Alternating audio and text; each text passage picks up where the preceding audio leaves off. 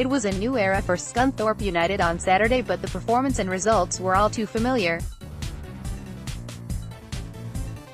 A week on from the sacking of Stuart McCall, Andy Dawson was in the dugout for yet another spell as caretaker manager, with Nick Barmby and Kenny Black alongside him.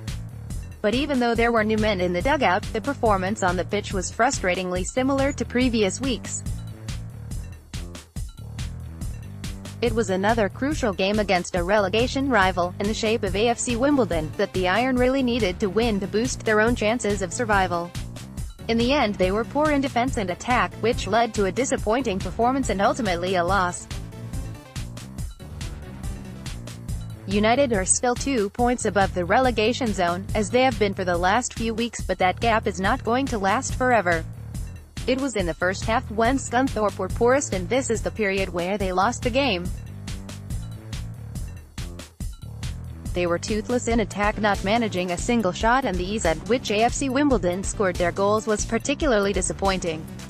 James Hansen, so often a thorn in Scunthorpe's side, scored twice to put the Dons in complete control.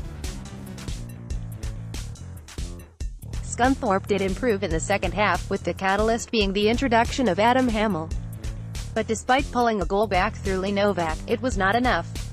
In truth, Scunthorpe probably did not deserve anything from the game. The action, the report, the reaction, the ratings. Dawson showed he was not afraid to make changes and dropped captain Rory McArdle, with Byron Webster coming in for his first home start. Change that raised a few eyebrows was Jordan Hallam, who produced a man-of-the-match performance at Rockdale last week, dropping to the bench with the returning George Thomas taking his place. But the changes did not have the desired effect, as Scunthorpe laboured in the first half, in one of their poorest 45 minutes of the season. The game was only 11 minutes old when Jack Anick brought down Steve Seddon. Whether the left-back dived is open to interpretation, and judging by the goalkeeper's reaction, where he shoved Seddon to the ground afterwards, Anick certainly thought so. Anick escaped with a yellow card and then produced a great stop from Joe Pigot's penalty to keep the scores level.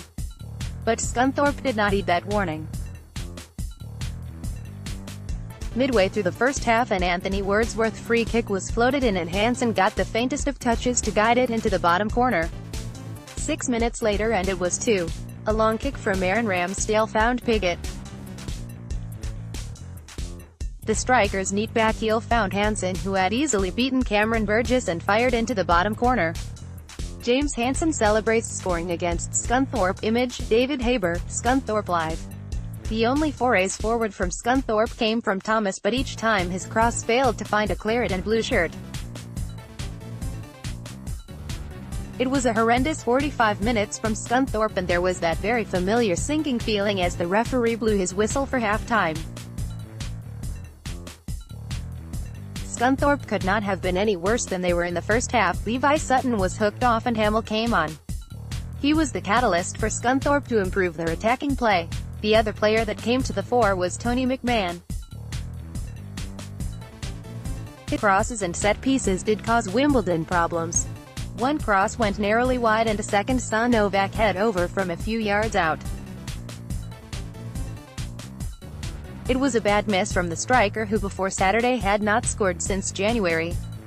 But 2 minutes later Novak ended his barren run. A Hamill shot was spilled by Ramsdale and Novak was on hand to take advantage and tap home. Lee Novak scores Scunthorpe United's consolation. Image, David Haber, Scunthorpe Live. But it proved to be no more than a consolation, and the Irons' performance did not really merit a point. It maintains the status quo at the bottom, with the Iron 2 points above the bottom 4. But the teams are queuing up behind them and points have slipped away in recent weeks. Faces in the dugout have changed, now the results must do so, and quickly.